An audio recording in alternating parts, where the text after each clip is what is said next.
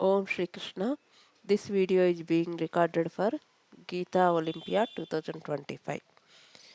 Om Shri Paramatmane Namaha. Srimad Bhagavad Gita अथ नवमोऽध्यायः श्रीभगवानुवाच इदं तु ते गुह्यतमं प्रवक्ष्याम्यनसूयवे ज्ञानं विज्ञानसहितै यज्ञात्वा मोक्षसे शुभात् राजविद्या राजगुह्यं पवित्रमिदमुत्तमं प्रत्यक्षा प्रत्यक्षावगमनं धर्म्यं सुसुखं कर्तुमव्ययम् अश्रद्धधानः पुरुषाः धर्मस्यास्य परन्तप अप्राप्यमान् निवर्तन्ते मृत्युसंसारवर्त्मनि मया ततमिदं सर्वै जगदव्यक्तमूर्तिना मत्स्थानि सर्वभूतानि न चाहं तेष्वस्थितः न च मत्स्थानि भूतानि पश्य मे योगमैश्वरं भूतभृन्न च भूतस्थो ममात्मा भूतभावनः यथाकाशस्थितो नित्यो वायुः सर्वत्र गो महान् तथा सर्वाणि भूतानि मत्स्थानि चुपधारय सर्वभूतानि कौन्तेय प्रकृतिं यान्ति मामिकां कल्पक्षये पुनस्तानि कल्पादौ विसृजाम्यहम् प्रकृतिं स्वामष्टभ्य विसृजामि पुनः पुनः भूतग्राममिमं कृत्स्नम् अवशं प्रकृतेर्वशात् न च मान्तानि कर्माणि निबध्नन्ति धनञ्जय उदासीनवदासीनम् असक्तं तेषु कर्मसु मया जक्षेण प्रकृति सूयते सचराचरं हेतुनानेन कौन्तेय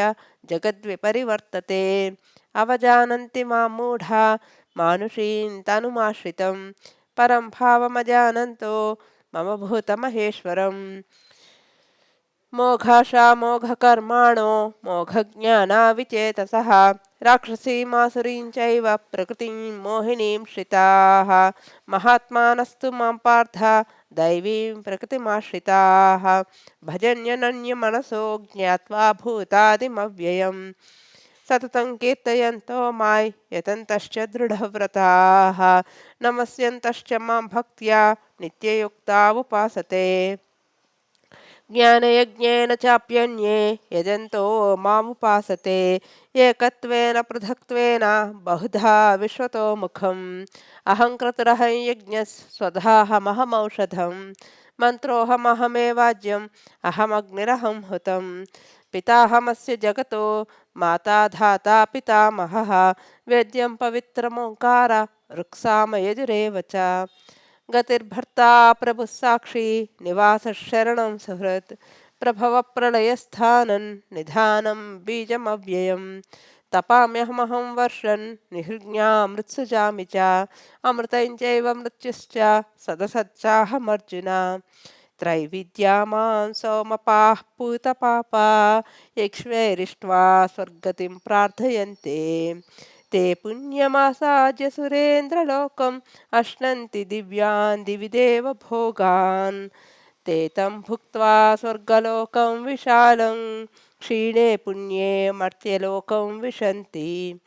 एवं त्रयी धर्ममनुप्रपन्ना गतागतं कामकामा लभन्ते अनन्याश्चिन्तयन्तो मां ये जनाः पर्युपासते तेषां नित्याभियुक्तानां योगक्षेमं वहाम्यहम् येऽप्यन्यदेवता भक्ता यजन्ते श्रद्धयान्विताः तेऽपि मामेव कौन्तेय यजन्त्य विधिपूर्वकम् अहं हि सर्वयज्ञानां भोक्ता च प्रभुरेव च न तु मामभिजानन्ति तत्त्वेन तस्यवन्ति ते यान्ति देवव्रता देवान् पितॄन् यान्ति पितृव्रताः भूतानि यान्ति भूतेज्या यान्ति मद्याजिनोऽपि माम् पत्रं पुष्पं फलं तोये यो मे भक्त्या प्रयच्छति तदहं भक्तिप्रहृतम् अश्नामि प्रेतात्मनः यत्करोषि यदश्नासि यज्जुहोषि ददासि यत्तपस्यसि कौन्तेय तत्कुरुष्व मदर्पणम् शुभाशुभफलैरेवं मोक्ष्यसे कर्मबन्धनैः सन्न्यासयोगयुक्तात्मा विमुक्तो मामुपैष्यसि समोहं सर्वभूतेषु न मे द्वेष्योऽस्ति न प्रियः ये भजन्ति तु मां भक्त्या मयि ते तेषु चाप्यहम्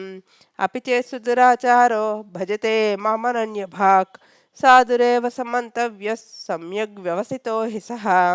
क्षिप्रं भवति धर्मात्मा शश्वच्छान्तिं निगच्छति कौन्तेय प्रतिजानीहि न मे भक्तप्रणश्यति मां हि पार्थव्यपाश्रित्य येऽपि स्युः पापयोनयः स्त्रियो वैश्यास्तथा शूद्रास्तेऽपि यान्ति परां गतिं किं पुनर्ब्राह्मणाः पुण्या भक्ता राजश्रयस्तथा अनित्यमसखल्लोकं हिमं प्राप्य भजस्व मां मन्मना भव मद्भक्तो मद्याजी मां नमस्कुरु मामे वैश्यसि युक्त्वा एवम् आत्मानं मत्परायणः